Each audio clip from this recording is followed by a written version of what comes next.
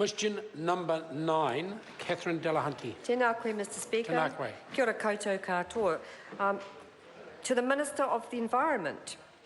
Primary, does the Environment Protection Agency have sufficient funding to reassess the use of hazardous substances that it has agreed should be reassessed as a potential risk to people and the environment? The Honourable Dr Nick Smith. Mr Speaker, the Environmental Protection Authority has a budget for doing reassessments and prioritise it on the basis of those that pose the greatest risk in the New Zealand context. It is not practical to remove every potential risk, but I do have confidence in the EPA's priority setting process. Supplementary. Supplementary question, Catherine Delahunty.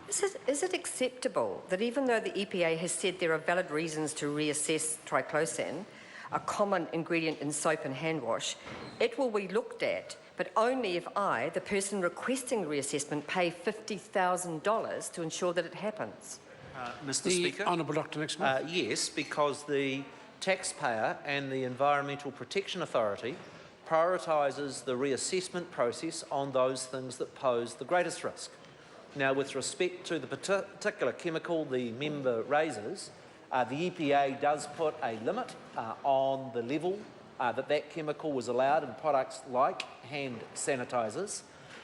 There is no other country in the world that currently prohibits the use of that chemical.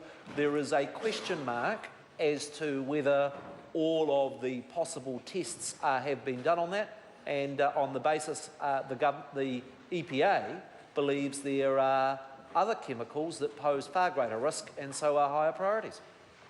Given that the supplementary question, Catherine Delahunty. Mr Speaker, given the US Food and Drug Agency just banned this hazardous substance triclosan in soap due to its toxic effects and ineffectiveness as an antibacterial agent, will he instruct the EPA to carry out this reassessment in the public interest? Mr Speaker. The Honourable Dr Nick Smith. No, and I would note that the Australian and European authorities do not share that view. The member further overstates what the EPA has said, in that the United States Environmental Protection Authority has simply said that they do not have sufficient evidence to be reassured. The third point I'd make is that the Environmental Protection Authority is reassessing a number of organophosphates because it believes they pose a greater risk. And I think it is absolutely valid that the EPA makes that decision on the grounds of scientific evidence, not politics. Supplementary. Supplementary question, Catherine Delahunty. Is it more in the public interest to reassess the safety of veterinary products, which the EPA says is its priority, than the triclosan in our toothpaste, deodorant, soap and our kids' toys?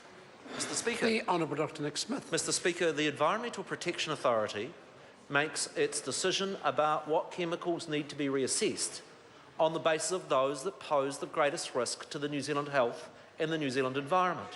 And I think it would be a tragedy if actually politics, rather than proper scientific assessment, got in the way of the way in which the Environmental Protection Authority does that work. Question number 10.